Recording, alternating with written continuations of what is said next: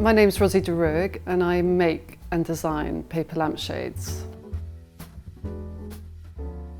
So the first thing when one's making a lampshade is obviously to decide what size and shape one wants. I've got a cutout here of a medium-sized lampshade which works particularly well on a largest table lamp. Once you've got your shape ready, you attach the paper to the back, which has sticky to it. What you want to do is just gradually attach the paper, and it's worth taking your time smoothing as you go with your hands and just little by little attaching the paper. It just goes on in rather a satisfying way. It all started when my children were quite young and I was looking to try and create a business which I could do around them from home. And I was looking for a good material to work with. I enjoy going to stationery shops and craft shops, and I spotted these beautiful pattern papers. And I thought, oh, maybe I could teach myself the paper way.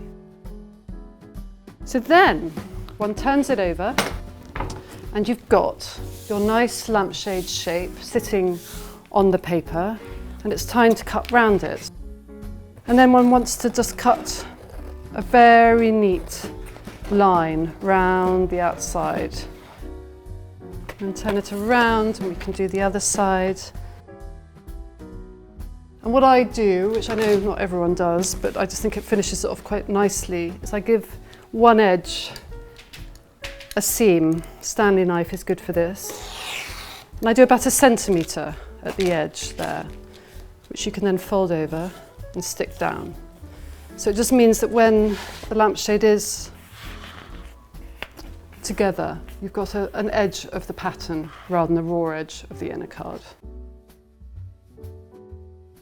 I use metal frames for my lampshades. This particular size requires that top, we're going for that one, and a ring at the bottom. Now it's time to use the my favourite double-sided sticky tape, and we go round very carefully all the way round. So I attached a little bit of my double-sided sticky tape to the seam, just making sure it fits inside. It should, 1 centimetre again, and then you have a nice clean edge. Now it's time to attach the rings to the lampshade template. So take the red tape off and position the frame right on the edge, and then you gradually just roll and roll, and because of the stickiness and the good quality of the stickiness, it picks it up for you until you get to the end. And that's when my precious clothes pegs come into play, and you attach it like so. Now it's time to do the bottom one. Always making sure, just keep checking that the lampshade ring is just inside the cutout, not on top, inside. And then with the help of one more clothes peg, we hopefully have a nicely constructed lampshade. There is just so much scope with paper. You know, one can do plain, one can do pattern, one can weave, one can pleat, one can puncture holes, and it's so it goes on. I feel like I'm only just getting going. It's really exciting. So now it's time to attach the trims to the lampshade. I pre-cut and make them to nice long lengths, which gives greater flexibility. When we attach the trims, make sure we've got a nice clean edge, and we start adding the glue to the prepared line. And then off we go. We start lining up the trim, cut off the excess trim, and I tend to tuck it over or tuck it under so there's a nice tidy edge.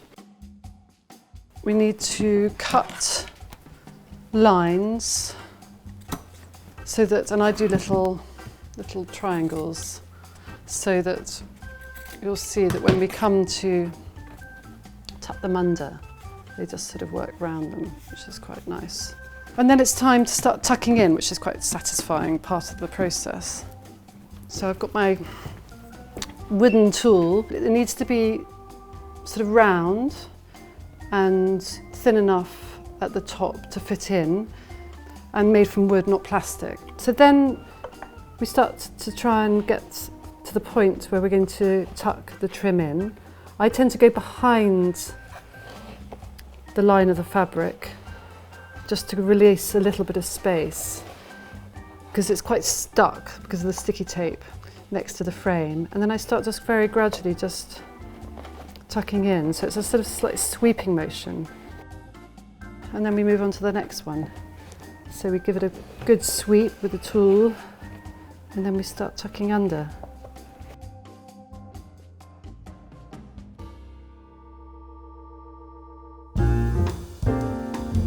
It really is 50-50, private clients and interior designers. Interior designers generally know what they'd like to order, maybe just finalising a few details regarding the fittings and so forth. Private clients, some people know exactly what they want and order it through the website, which is great. Other people might come and they want to discuss what would work with their scheme right at the beginning of a project. I really enjoy that side of it. I'm doing a bit more of the consultancy, because every lampshade is bespoke after all. And now we're at the point, the final stage, stick down the seam. I do now go to a lot of lengths to stick down the seam, often overnight, using wooden struts. But in the first instance, I add a little bit more of the glue, again, not too much, and then smoothing it round. And then it's time to push it down. I mean, I do tend to stand for a little while, just holding, waiting. And there we go. I think that's almost ready.